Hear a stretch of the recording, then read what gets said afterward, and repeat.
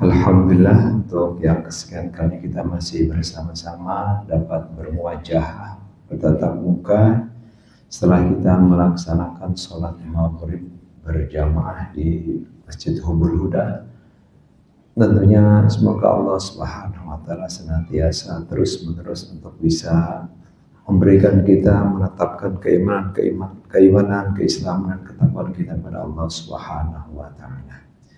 Baiklah bapak-bapak, ibu nggak ada ya, bapak-bapak dan saudara sekalian yang dirahmati Allah Subhanahu wa Ta'ala, mari kita sama-sama untuk membaca doa. Semoga dalam kajian kita ini kita bisa dibimbing oleh Allah Subhanahu wa Ta'ala.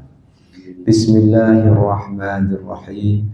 Radina billahi rabba wa bil islami dina wa bi Muhammadin nabiyya wa rasula wa bil Qur'ani imaman wa hukma. Rabbana zidna ilma warzuqna fahma. Allahumma alhimna rushdana wa'idna min syarri nafsina. Walhamdulillahi rabbil alamin. Baik, kita sholat pada waktu itu kita masih dalam subjudul yaitu yajuzul amalul khafifu fi sholati lil hajati, yang boleh melakukan perbuatan yang ringan di dalam sholat atau di dalam keadaan ketika kita melakukan sholat. Yang terakhir kali ini hadis, ya nanti kita akan masuk pada judul yang baru. Tapi judul yang baru juga ini sudah pernah kita bahas juga, tapi nggak apa-apa ya, sama-sama nanti kita bahas lagi. Barangkali ada perkembangan pendapat atau pemikiran yang baru ya tentang masjid dengan diskusi kita. Baik, yang terakhir terkait dengan boleh melakukan satu aktivitas sedikit lah ya. Di sini ada satu hadis dari Uqbah, sahabat Uqbah, an Uqbah radhiyallahu anhu qala Shallaitu ma'an Nabi sallallahu alaihi wasallam al-asra falamma sallama qama sari'an fadakhala ala ba'di lisaihi thumma kharaja fara'a ma fi wujuhil qawmi min ta'ajjubihim li sur'atihi faqala dzakartu wa ana fi sholati tibran indana fakarihtu ayyumsiya aw yabita indana fa amartu bi qismatihi. Aku, kata Uqbah, sholat bersama Nabi Muhammad SAW di mana Nabi menjadi imam. Sholat asar berjamaah dengan Rasulullah SAW.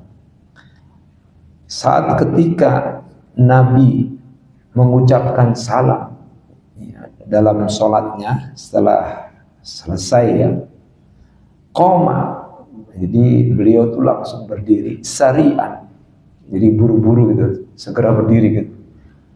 Biasanya mah dzikir dulu gitu, tapi ini kok biasanya duduk sebentar gitu, tapi ini tiba-tiba dia berdiri cepat.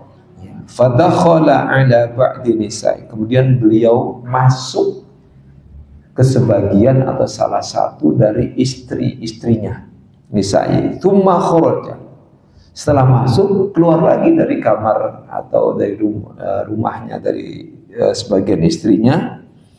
Fara'a ma fi wujuhil qaum, Rasulullah melihat, jadi jamaah itu pada heran melihatin Nabi aja, kaget. Dan Rasul melihat kondisinya ya. Jadi gitu. Fi wujuhil qaumi, jadi melihat wajah-wajah para jamaah itu keheranan. Ada apa sih Rasul ini gitu. Kok tiba-tiba habis salam langsung berdiri, langsung masuk ke kamar salah satu istrinya. Ini min ta'ajjubihim, karena keheranan mereka. Ya, kaget gitu ya, keheranan mereka terhadap Nabi Muhammad SAW li sur'atihi. Kok tiba-tiba cepat gitu ya, li sur'ati, karena buru-burunya Nabi atau cepatnya Nabi berdiri dan kemudian masuk ke kamar. Ya, 6 di sini ada penjelasannya. Fil qiyami ada khilafi adatihi, Jadi buru-buru berdiri yang itu berbeda dari kebiasaannya. Jadi yang biasanya itu duduk dulu, baca zikir gitu. Kemudian faqala, Rasulullah menjelaskan, karena kan jamaah pada heran nih. Langsung Rasulullah berkata, bersabda, "Dzakartu wa anna fis sholati." Aku ingat, sedangkan aku dalam sholat, aku ingat banget nih. Rasulullah juga begitu ya ternyata ya. Ada kalanya Rasul juga ingat dengan barang-barang yang beliau masih berada di rumahnya. Ini menunjukkan bahwa Nabi juga punya, Nabi juga adalah manusia biasa, punya sifat yang bernama sifat jaiz. Karena ada sifat wajib, ada sifat mustahil, ada sifat jaiz. Kalau wajib kan kita tahu ya, ada sidik, amanah, fatonah, tabligh. Ada kalau mustahil ada kalau kadzib, kizib ya, kizib. Mustahil beliau kizib. Mustahil beliau baladah atau bodoh. Mustahil beliau kitman, menyembunyikan, tidak menyampaikan. Mustahil beliau khianat, curang atau tidak amanah. Nah, itu mustahil. Nah, tapi ada satu sifat lagi yang disebut dengan jaiz. Sifat jaiz ini sifat yang boleh ada pada Rasul, boleh juga tidak. Ya. Nah, artinya sebagaimana seperti sifat manusia biasa. Beliau juga lapar, beliau juga haus, beliau juga punya anak, beliau juga nikah, beliau juga berumah tangga, beliau juga bermasyarakat, dan dia seperti manusia biasa. Beliau juga sakit, beliau juga luka. Nah, itu artinya ada sifat biasa. Beliau juga lupa. Nah, ini juga sama. Beliau juga teringat. Ya, ternyata mungkin bayangan kita selama ini bahwa Rasulullah itu juga sholatnya selalu khusyuk ya pasti ya. Beliau pasti khusyuk. Cuma saat-saat tertentu yang itu berkaitan dengan kalau ada merasa Rasulullah itu tidak enak kalau seandainya ada sesuatu yang masih tertinggal di rumahnya. Di sini berupa, jadi aku teringat sedangkan aku dalam sholat, teringat apa? Tibran. Tibran ini disebutkan di sini adalah ad-dhahabu lam yudrab. Ya, emas yang belum dicetak. Ya, itu emas itu adalah emas bagian dari sedekah, gitu ya. Ya. Tibron indana, ada satu emas di sini disebutkan 7. At-tibru kabi'ri. Ya, kata-kata at-tibru itu seperti kata-kata bi'run, yaitu sumur ya. Bi'r sama sena. Satu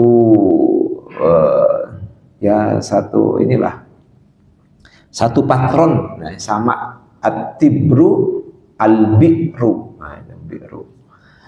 Adz-dzahabul ladzi lam yudrab, yaitu emas yang belum dicetak, masih mentah ya emasnya itu ya. Wa kana indan Nabi sallallahu alaihi wasallam minhu, dan itu tersisa di sisi Rasulullah sallallahu alaihi wasallam.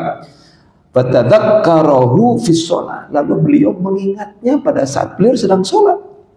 Falamma salima qama, maka ketika beliau salam, buru-buru beliau berdiri, cepat langsung masuk ke kamar salah satu istri Rasulullah. Wa amarahum bi'ita'ihi lil fuqara'i, dan beliau memerintahkan kepada sebagian para sahabatnya, mereka para jamaah, untuk membagi-bagikannya pada kaum fakir miskin.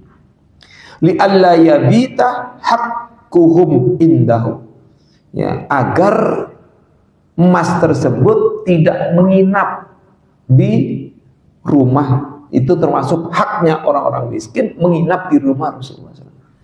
Nah, ini menunjukkan bahwa beliau sangat khawatir, takut kalau itu kan hak orang, dia nggak mau sampai menginap, bahkan menginap sampai di rumahnya lah ibaratnya. Ya. Jadi fakarihtu ayyumsiya aw yabita indana. Aku tidak mau, ya, karih itu aku tidak ingin, ya, aku tidak suka Nah, bisa juga. Fakarihtu, aku tidak suka. Ya, ayyum sia, bahwa emas itu ya berada di sore hari di tempat rumahku. Au yabita, menginap maksudnya di sore hari atau di malam hari pada sisi kami. Fa amartu bi qismati, maka aku memerintahkan untuk membagikannya. Wa qala Umar kemudian kata, ini lain lagi terkait dengan itu juga. Umar pun seorang sahabat Nabi pernah juga, ini asar ya, pernah juga melakukan hal yang demikian. Inni la ujahhizu jaishi wa ana fis shalah. Sesungguhnya aku benar-benar pernah di dalam benakku, pikiranku, aku ingin mempersiapkan bala tentaraku, sedangkan aku di dalam sholat. Itu pasti kayaknya ya. Kalau kita habis melakukan sesuatu, atau begini, habis sholat nih kita nanti akan mengadakan apa gitu. Pasti kepikir tuh. Apalagi dia dibebankan sebagai tanggung jawab, saya ketua atau sebagaimana, pasti akan kepikir gitu kan. Ntar nih supaya ini harus begini, harus begitu. Kepikiran itu sampai sholat ke bawah, itu udah pasti. Nah, ini menunjukkan bahwa memang khusyuk itu tidak mungkin tidak ingat sesuatu apapun di luar daripada sholat. Boleh jadi ingat, tapi kita harus segera untuk menghilangkan ingatan itu, untuk mengkhususkan bahwa kita sedang sholat. Itu. Ingat sih ingat pasti itu. Ya. Nah di sini ada penjelasannya, ada banyak ini. Ada, ya. Di bawah, ai inni urattibuhu wa unazzimuhu min quwatin wa adadin wa tanzimin wa sairin wa ghairiha wa ana fis shalah. Aku menyusun dan mengatur ya bala tentara dan juga mempersiapkan perlengkapan untuk perjalanan dan lain sebagainya, perlengkapan untuk persiapan perang dan lain sebagainya. Ya, sedangkan aku sedang dalam sholat. Artinya aku berpikir. Fafihi ma jawazut tafakkuri fis sholat. Nah, di dalam kedua hadis ini, hadis yang pertama tadi yaitu Nabi Muhammad, dan hadis yang athar nih ya, bukan hadisnya athar yang diterima oleh sahabat Umar, ini menunjukkan kebolehan berpikir di dalam sholat. Berpikir hal ya, terutama berpikir hal yang untuk sesuatu kebaikan, bukan fikir untuk sesuatu kejahatan. Ya. Wa rubbama kana matluban idza kana fi maslahatil ibadi kama huna. Dan kadangkala ya ini dituntut ya oleh untuk seseorang itu untuk melakukan hal itu demi kemaslahatan hamba-hambanya, sebagaimana yang disebutkan tersebut dalam hadis ini. Dan di sini dijelaskan lagi juga, wa yajuzu ijabata ahadil walidaini fin nafli faqat idza syaqqa alaihi adamuha. Dan juga dibolehkan menjawab panggilan salah satu dari kedua orang tua kita dalam pelaksanaan sholat sunnah saja. Ya, apabila ia syakun di sini ya, keberatan kalau seandainya tidak mempunyai apabila dia keberatan untuk tidak menjawab dari panggilan orang tuanya gitu ya. Tentunya di sini disebutkan waktu betilu bihas sholat, sholatnya menjadi batal. Tetap dia manggil ya nggak apa-apa, ditunda dulu manggil. Nah kalau orang tua manggil gitu ya. Li hadisi Jurayj al-abidul ati fi kitab az-zuhdi wallahu a'lam. Hal ini karena ada sebuah hadis yang terkait seorang sahabat bernama Jurayj ya, yang diceritakan nanti di dalam bab zuhud. tentang ketika beliau ya sedang sholat dipanggil oleh orang tuanya, Jurej ya. Ini ada seorang hamba ya, sedang sholat lah ibaratnya. Jadi artinya tetap kita boleh juga membatalkan sholat kita, menjawab langsung, tapi tetap jawaban itu menjadi batal sholatnya. Waktu betilu bihas sholatu. Ya, tapi perbuatan itu ya itu akan membatalkan sholat tadi. Tapi sekalipun itu kita bisa ulangi lagi untuk melakukan itu. Nah itu. Karena kita mengucapkan perkataan yang di luar daripada perkataan sholat. Bahkan kalau kata Imam Hanafi atau mazhab Hanafi, ulama kemarin kan ya, kalau ucapan subhanallah itu adalah dalam rangka menjawab ya panggilan dari seseorang, maka itu membatalkan sholat. Tapi ulama yang lain tidak membatalkan subhanallah kan gitu loh ya. Ya. Subhanallah itu kan boleh hanya untuk memberitahu ya, atau ada sesuatu hal yang terjadi di depannya, atau di satu hal yang sesuatu yang membahayakan, subhanallah, atau ada anak apa gitu, boleh untuk agar orang lain memperhatikannya. Nah, subhanallah, perhatikannya, ada apa, ada sesuatu atau ada apa yang lewat atau ada apalah, pokoknya ada sesuatu hal. Disebutkan, kalau kemarin kan disebutkan, jadi apa, manna bahu syai'un di sini ya sesuatu yang umum ya, siapa saja yang tertimpa sesuatu di dalam sholatnya ya, fal yusabbih, hendaknya dia mengucapkan tasbih ya, fa innahu idza sabbah ultufita ilaihi. Kalau beliau atau kalau dia seandainya mengucapkan tasbih, maka akan menjadikan sebuah perhatian, ultufita. Orang itu jadi noleh ke dia gitu. Ultufita itu menoleh ke dia. Orang jadi perhatian kepada dia. Subhanallah, jadi orang jadi perhatian. Ya, itu boleh hanya dengan mengucapkan subhanallah. Baik, itu cukup mungkin sampai di situ judul yang lama ini. Sekarang kita masuk yang baru. Sebelum itu mungkin barangkali ada yang ingin menyempurnakan atau bertanya, silakan. Nah, kalau tidak kita langsung saja. Al-babu tsaminu fil masajid, bab ke-8 tentang masjid. Ya. Al-babu tsaminu jam'u masjidin. Masajid itu jamak dari kata masjid.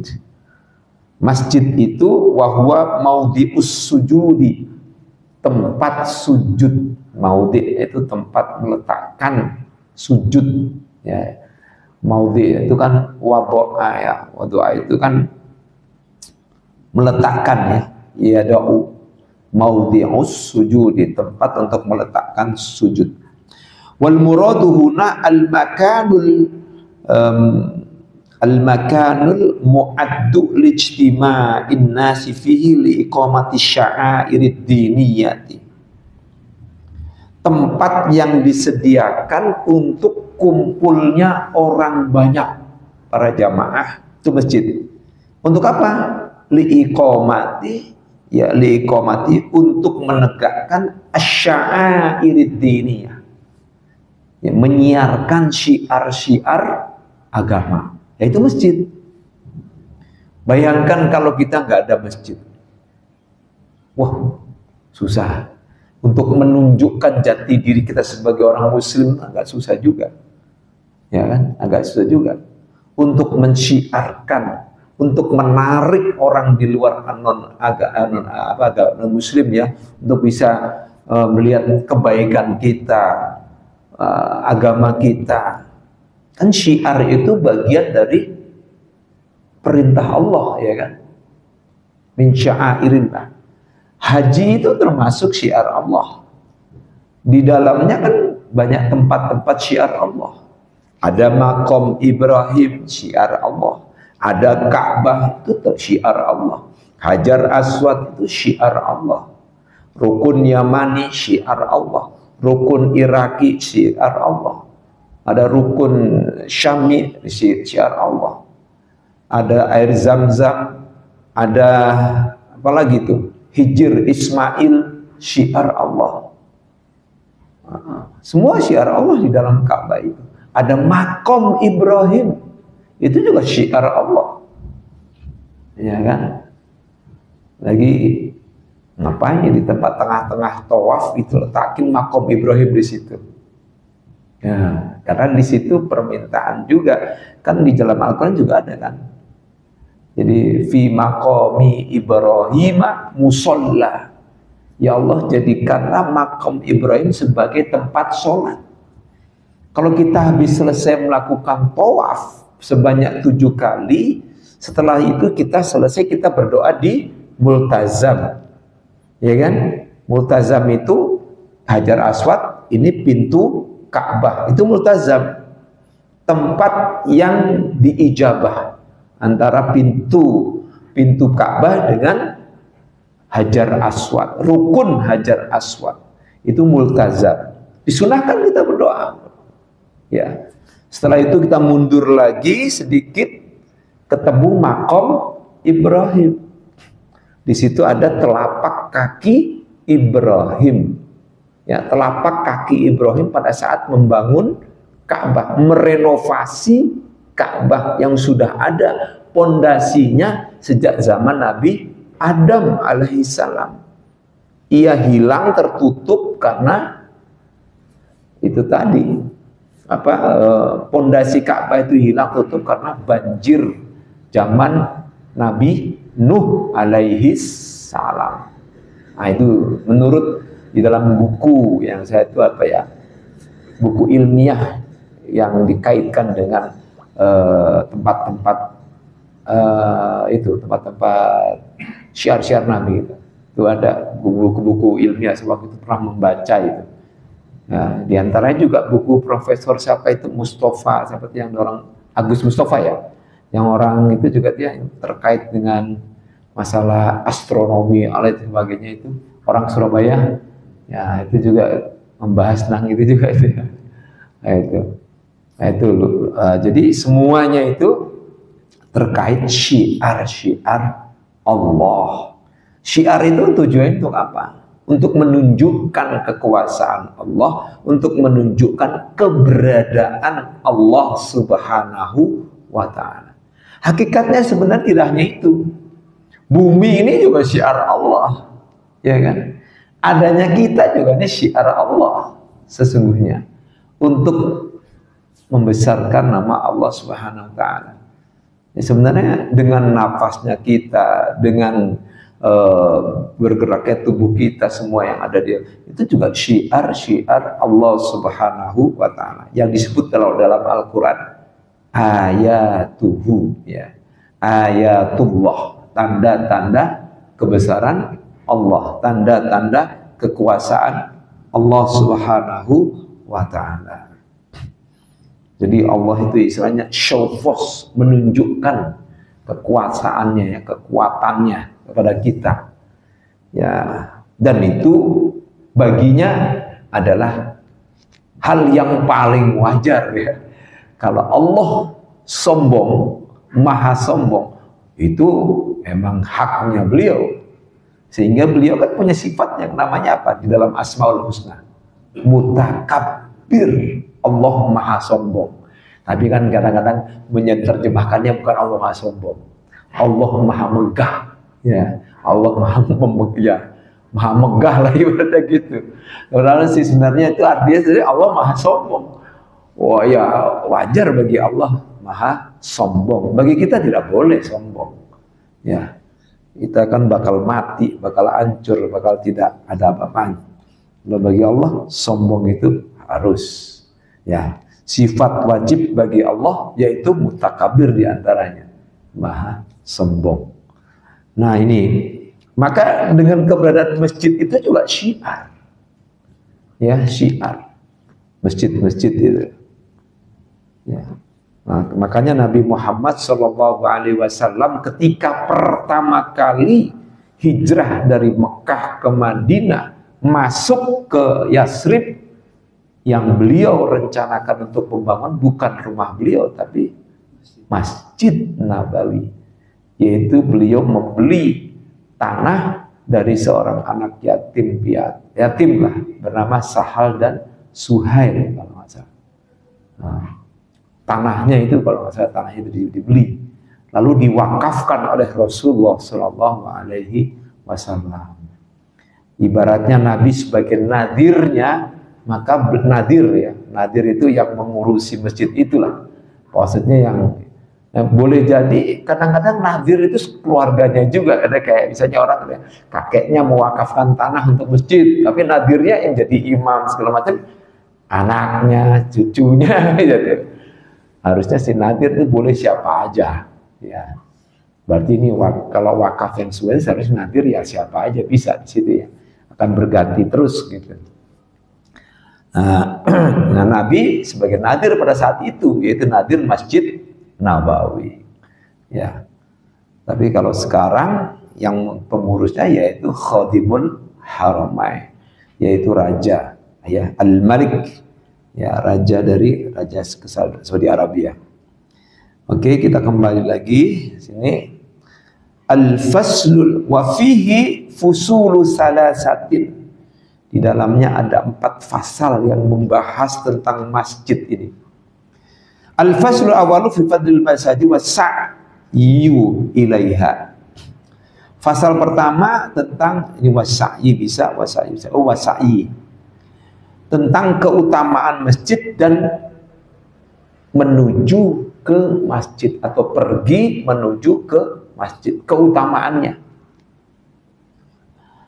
Nah, kita masuk pada firman Allah Subhanahu wa taala dalam surat At-Taubah ayat 18. Qala Allahu jalla sya'nuhu, Allah Subhanahu wa taala yang maha mulia keadaannya, innama ya'muru masajidallah. Sesungguhnya, inna di sini tasbihan inna ma. Jadi ada makna tasbih, menetapkannya, sesungguhnya, mengukuhkan bisa. Sesungguhnya nama ya'muru orang yang memakmurkan masjid-masjid Allah dua. Ya, dengan apa memakmurkan masjid-masjid Allah? Di sini dijelaskan bi amalin ma yalzimu laha min islahin wa farashin wa tanzifin wa inaratin wa aula bibinaiha wa taraddudi ilaiha li ta'atillahi ta'ala, yaitu dengan segala perbuatan yang semestinya untuk kemaslahatan daripada masjid itu, untuk menjaga masjid itu. Apa diantaranya? Wa farasin, menyediakan firasin ya, firas, bukan wa faras ya, wa firasin, firas. Firas itu tempat tidur. Firas itu kan tempat tidur, hamparan, ya kan? Farsha, wa farshi, hamparannya, permadaninya. Ini alhamdulillah ini luar biasa ini. Karpetnya, permadaninya, karpetnya. Yaitu hamparan karpetnya. Itu islah di sini itu ya membenahi, membenarkan, menjaga, termasuk memeliharanya. Di sini, Pak. Jadi wa tandzifin, kebersihannya. Ini alhamdulillah kalau ini mah udah bersih. Ini mah udah lumayan dibanding zaman Rasulullah mah jauh. Zaman Rasulullah mah masjidnya tanah, pasir, tanah berpasir, ya. Jadi kalau sujud ya nempel di sini, di pasir-pasir di sini, ya kan? Makanya wajar kalau dulu itu ada satu hadis tuh, hendaknya jangan diusap begitu pasir yang menempel di dahi, kan itu dianggap makruh. Karena mengapa? Ya mengganggu, biarkan saja, gitu.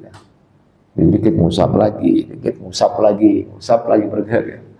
Nah, ya, kadang-kadang makanya dibiarkan aja katanya. Nah itu. Jadi untung kita masjid zaman sekarang ini wah luar biasa. Dulu itu ya cuma dibatasi suatu batas aja. Ya boleh jadi kayak misalnya zaman dulu Rasulullah ya sedang taklim begitu, tiba-tiba ada orang Badui kencing di situ kan kelihatan, masya Allah. Ya, tapi Nabi itu luar biasa. Sahabat itu udah marah, itu orang sama Nabi berdiri. Berarti Nabi tahu itu secara psikologis kalau seandainya itu kita marah menghentikan dia pipisnya, bahaya itu. Orang lagi pipis seret, wah berhenti. Nah, ini berbahaya. Berarti ada luar biasa Rasulullah masih memperhatikan itu. Akan tapi apa Rasulullah? Nggak marah Rasulullah. Ambil seember air itu, ayo disiram biar hilang. Gitu aja cukup. Betapa lembutnya ya di Rasulullah. Betapa riqqah. Riqqah itu apa ya? Ya tipis, lembut lah gitu, pokoknya dikatakan lembut lah. Betapa hatinya itu halus. Nah, riqqah itu halus, ya, halus, raqiq, tipis, halus, ya, luar biasa. Maka dikatakan dalam Al-Quran itu ya Rasulullah SAW, walau kunta faddan ghalidhal qalbi lam faddu min fabima rahmatin minallahi linta lahum. Karena lantaran rahmat Allah dan karunia-Nya, engkau menjadi lembut kepada mereka. Walau kunta faddan ghalidhal qalbi, seandainya engkau Muhammad hatimu keras, lam faddu min haulik, maka kamu akan ditinggalkan sendiri. Jadi Nabi ini luar biasa, halus, lembut sekali, dan pemaafnya luar biasa. Ya. Maka sampai ada yang mengatakan makna daripada ayat abasa wa tawalla an ja'ahul a'ma, itu ada yang sampai mengalihkan arti abasa wa tawalla itu kepada Muhammad. Karena redaksinya itu berbeda kalau secara tata bahasa Arab. Abasa wa tawalla, telah bermuka masam dan telah berpaling. Anja'a, ya kan? Anja'ahul a'ma. Terus kenapa langsung tiba-tiba anta wa ma yudrika la'allahu yazakka. Nah, ini ada yang menafsirkan. Jadi ayat redaksi abasa wa tawalla anja'ahul a'ma itu bukan Nabi katanya. Ada yang menafsirkan itu. Itu malaikat. Malaikat Jibril. Gitu. Ini malaikat kayaknya, ya malaikat bisa berpaling sih ya. Berpaling kayak gitu. Jadi saking ininya ingin ibaratnya menghilangkan sifat-sifat kelemahan itu dari diri Nabi. Itu tafsiran itu sampai mengatakan gitu. Tidak mungkin Nabi itu berpaling dan bermuka masam terhadap orang buta yang datang yang bernama Abdullah bin Ummi Maktum atau Ibnu Ummi Maktum. Ya kan? Jadi boleh jadi kata ayat. Ini ada beberapa yang berpendapat seperti ini, Pak. Ya, bahwa itu malaikat katanya. Jadi ada 3 orang di sisi orang berbeda. Nah, setelah itu baru Nabi melayani kan, memberikan itu kan. Nah, tapi di dalam tafsir Kemenak ya terjemahannya begitu Rasulullah. Ya, terjemahannya Rasulullah. Yang berpaling bermuka masam adalah Rasulullah. Gitu. Nah, tapi Rasulullah juga ketika pada saat siapa itu sahabat yang Hawashi ya, yang membunuh pamannya itu. Siapa itu yang membunuh paman Rasulullah, Hamzah bin Abdul Muthalib. bukan Hawasyi ya. Saya lupa pokoknya itu dia yang sampai itu kan Rasulullah juga kan pada saat dia masuk Islam ya itu kan sempat Rasulullah hampir tidak mau ketemu katanya. Akhirnya kan ditebus oleh ini kan sahabat ini yang itu dengan cara membunuh musuh nomor 1 Rasulullah, yaitu Musallamah al-Kadzdzab.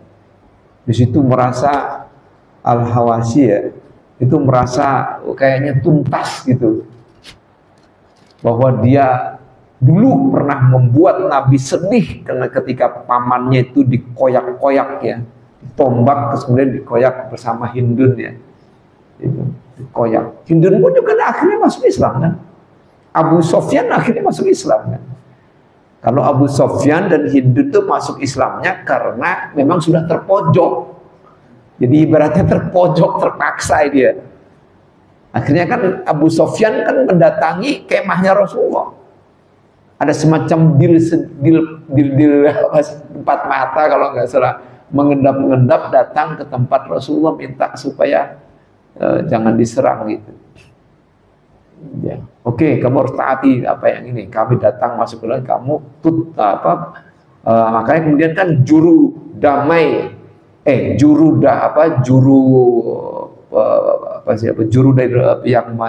juru penerang dari Rasulullah SAW ketika masuk kota Mekah waktu Fathu Makkah itu kan mengatakan, siapa yang masuk rumahnya Abu Sofyan aman, siapa yang masuk ke masjid aman, siapa yang menutup pintu, menutup jendela aman.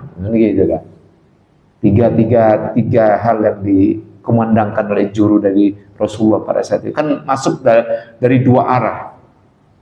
Nabi masuk lewat desa Misfalah kalau nggak salah ya, desa Misfalah, sedangkan Khalid bin Walid itu masuk desa Ma'an pada saat masuk kota Mekah. Dalam satu sirah Nabawi disebutkan begitu ya. Nabi tidak menemui tantangan, tapi Khalid bin Walid ini sempat ada terjadi pertarungan sedikit sehingga menewaskan 1 orang kafir Quraisy kalau nggak salah saat itu. Pada saat masuknya dia kemudian dapat dikuasailah kota Makkah itu. Nah, Masajidallah. Nah, kata Masajidallah ini dalam satu tafsir itu ada yang tidak dalam bentuk jamak, menyebutnya Masjidallah. Nah, jadi Masjidallah maksudnya apa? Yaitu Masjidil Haram. Masjidil Haram. Ya, Masjidil Haram yang ada Ka'bah di situ. Jadi barang siapa, dia sesungguhnya orang-orang yang memakmurkan Masjidil Haram, nah gitu. Ada yang menafsirkan begitu. Jadi redaksi masajid bukan diganti ya. Sebenarnya tulisannya sih sama, cuma harokatnya aja yang berbeda. Ya kalau penulisan Al-Quran kan tidak seperti penulisan Arab biasa gitu yang menggunakan alif panjang gitu ya. Ada alif nyambung gitu kan dari sa, nah gitu. Tapi sama aja masjid, tapi bedanya cuma dikasih fathah tegak, ya fathah tegak. Ini pakai fathah tegak. Coba kalau itu dihapus, innama ya'muru masjidallah, bisa dibaca begitu, dan bisa juga dibaca masajidallah. Nah itulah kemudian ada ulama menafsirkan ini berbeda. Ini Masjidallah yang dimaksud adalah yaitu Masjidil Haram. Ada yang menyebut gitu.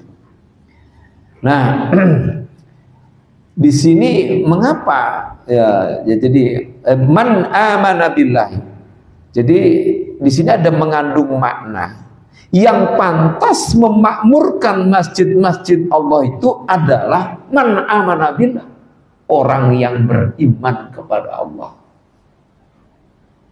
Beriman kepada Allah itu maksudnya beriman tentang keesaan Allah. Allah itu satu, ahad. Ada yang mengatakan, menafsirkan tafsirnya begini, amanah billah, beriman adanya Allah dan juga beriman Allah itu Maha Esa. Karena hakikatnya orang-orang kaum kafir Quraisy meyakini adanya Allah. Meyakini adanya Allah, Tuhannya Allah itu meyakini. Yang menjadi persoalan adalah mereka menyekutukannya dengan yang lainnya, yaitu dengan berhala-berhala yang diletakkan pada saat itu di Makkah ya, di Ka'bah, malah kan di Ka'bah dalam ya, di Ka'bah patung-patung yang bernama Hubal, Manat, Lata, Uzza. Nah itu dulu kan ketika Rasulullah Fathu Mekah, yang pertama kali dihancurkan adalah patung-patung terlebih dahulu, dihancurkan dulu kan. Kemudian turun surat Al-Isra itu kan, laqad ja'al haqqu wa zahaqqal batil innal batila kana zahuqa. Sungguh telah datang kebenaran itu. Ya, laqad ja'al haqqu wa zahaqqal batil, telah hilanglah kebatilan itu, dan sesungguhnya kebatilan itu pasti akan lenyap, akan hilang. Nah disitulah Nabi Muhammad Sallallahu Alaihi Wasallam kemudian sempat melakukan langsung setelah itu beliau dalam satu riwayat setelah menghancurkan itu beliau langsung sujud syukur dan kemudian beliau tawaf, melakukan tawaf ya. Nah disitulah terjadilah disebut dengan Fathu Makkah, pembukaan kota Mekah. Ada juga yang mengartikannya Fathu Mekah itu penaklukan kota Mekah. Makna Fathu itu banyak. Fathu bisa juga artinya kemenangan kota Mekah. Ya kan, kemenangan. Fathu itu menang juga kan. Fatahila, fatah. Inna fatahna laka fatham mubina. Al-fathu, kemenangan. Ya kan? Pembukaan, kemenangan. Ya, bisa juga fatah. Innama ya'mur. Jadi yang pantas untuk memakmurkan itu pertama orang yang beriman kepada Allah. Orang musyrik tidak akan mau untuk dia tidak berkenan. Emang dulu pernah sebelum Rasulullah Fathu Mekah itu Masjidil Haram dikuasai oleh kafir Quraisy, oleh paman-paman Nabi Abu Lahab ya, sebagian paman Nabi, Abu Sofyan termasuk ya, dengan cara untuk apa? Mereka juga ada niat yang lain, yaitu niat apa? Memperkaya diri dengan cara itu. Ada nilai ekonomisnya yang diambil di situ. Karena sesungguhnya orang yang datang ke Ka'bah itu sudah dari dulu banyak. Dan mereka itu biasanya ya disuruh untuk membawa persembahan. Ya apa aja emas segala macam datang gitu. Kan kaya jadinya itu. Selain memang orang kafir Quraisy terkenal sebagai pedagang ya Pak ya. Kan disebutkan kan kafir Quraisy sebagai pedagang. Ya li'ila fi Quraisyin ila fihim rihlatasyita'i was-saif. Itu sering tuh dibaca tuh kalau lagi sholat maghrib di saat waktu saya pergi haji tuh sering banget tuh kalau mau sholat maghrib itu dibaca itu, menjelaskan keutamaan orang kafir Quraisy ya. Bahwa orang kafir Quraisy pernah maksudnya orang Quraisy pernah di situ gitulah. Li'ila fi Quraisy, karena kebiasaan orang-orang Quraisy, ila fihim, kebiasaan mereka yaitu apa? Rihlatasyita'i, mengadakan perjalanan di musim asyita, musim dingin ya. Was-saif, dan musim panas, kemarau. Untuk apa? Berdagang. Sana. Tapi udah azan nih Pak, baru ya. Terima kasih ini mungkin. Kalau barangkali ada pertanyaan? Tidak ya? Insya Allah tidak. Jadi mudah-mudahan ya kita bisa apa ya, menerapkan ini dalam arti Atau kalau tidak menerapkan pun, maksudnya ya pasti menerapkan kita ya. Kita ini sebagai pentakmir masjid lah, insya Allah. Insya Allah. Lalu apa untuk didirikan ini masjid kalau bukan untuk ditakmirkan kan gitu? Ya, baik, menguatkan dan menegaskan. Oke, silakan Pak. Boleh, Pak Haji. Oh iya, silakan Pak Haji. Nanti malam Senin itu ada gerhana bulan total. Kita akan mengadakan sholat. Kalau iya Pak. langitnya terang. Ya, saya nanti coba. Wah, berarti saya diingatkan oleh Bapak ini. Saya belum ada yang ngingetin nih. Dulu biasanya itu langsung kita sholat gerhana, khusuf ya. Ada kusuf, ada khusuf. Ya. Jadi kalau khusuf itu sholat gerhana bulan. Kalau kusuf itu sholat gerhana matahari. Malam hari Pak. Jam berapa itu ya? 11 malam itu. Saya dulu pernah jam 1 malam. Saya ingat banget. Itu pas gerhana bulan. Karena nggak ada orang lagi ya, saya yang jadi yang mimpin sholatnya, saya juga yang khotbahnya. Nggak apa-apa. Nanti di sini bisa kan ada Pokoknya 12:30, puncaknya jam. Pas puncaknya aja. Puncaknya jam 1:11. Nah, itu jam 1 tuh. Dulu kan selesai jam 2. Ya boleh juga Pak, maksud saya gini, ini kan syiar. Ini bagian syiar Pak. Syiar. Kan bulan ini juga ciptaan Allah. Ya kan? Dari situ, kalau kata ada Allah dalam Al-Quran, nah, jadi jangan kamu menyembah bulan, tapi sembahlah Allah yang telah menciptakan bulan. Saat itu, adainlah sedikit makan-makan atau apa.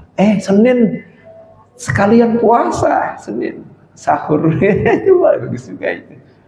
Ya insya Allah saya juga akan mencoba nanti akan koordinasi dengan yang lain. Terima kasih, kurang lebihnya mohon maaf. Billahi sabil haq wal afu minkum. Wassalamualaikum warahmatullahi wabarakatuh.